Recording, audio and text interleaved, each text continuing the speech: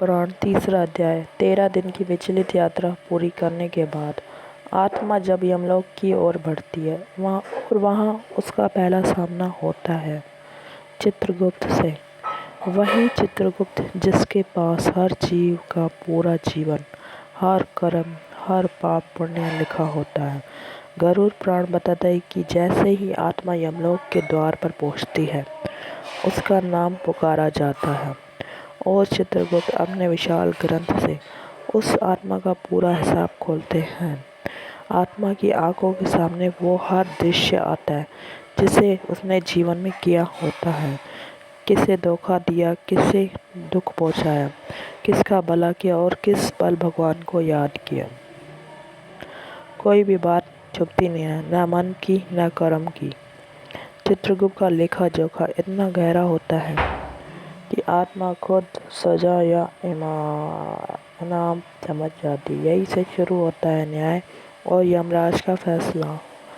गरुड़ पुराण कहता है, कर्मणा जायते जानतु 13 दिन की विचलित यात्रा पूरी करने के बाद आत्मा जब यमलोक की ओर बढ़ती है अर्थात हर प्राणी का पहला कर्मों से ही जन्म लेता है। चित्रगुप्त से कर्मों से ही वही चित्रगुप्त जिसके पास हर जीव का पूरा जीवन कर्मों से ही प्राप्त होती है, हर पाप पुण्य लिखा यमराज कठोर गरुड़ पुराण बताता है कि जैसे ही आत्मा यमलोक के द्वार पर पहुंचती है उनके निर्णय में केवल एक ही बात देखी जाती है और इस आपने विशाल जीवन में अपने कर्मों आत्मा का पूरा हिसाब खोलते हैं। अगर हाँ तो उसे आंखों के सामने का एक और दृश्य आता है जिसे उसने जीवन में किया की और प्रसान किसे धोखा दिया, किसे दुख पहुंचाया, वो पल किसका भला किया और किस पल जीवन के हर क्षण की कीमत समझ कोई भी बात और अब अगले अध्याय में जानिए नरक की वो यात्रा जो केवल होता है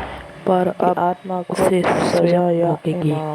जुड़े रहिए गरुड़ पुराण के अगले भाग से शुरू होता है न्याय और इस और यमराज का फैसला। ज्ञान को जरूर आगे गरुड़ पुराण कहता है, कर्मणा जायते जानतु कर्मणा वेदते वंत सुख दुख भय क्षेम कर्म होम में अर्थात हर प्राणी अपने कर्मों से ही जन्म लेता है, कर्मों से ही बढ़ता है और सुख दुख भय या मुक्ति भी उसे कर्मों से ही प्राप्त होती है। यमराज कठोर नहीं होते, वो न्याय के प्रतीक होते हैं। उनके निर्णय में केवल एक ही बात देखी जाती है और इस आत्मा ने अपने जीवन में अपने कर्मों को समझा। अगर हाँ तो उसे पुनर्जन्म का एक और अवसर दिया जाता है और अगर नहीं तो उसे नरक की ओर प्रस्थान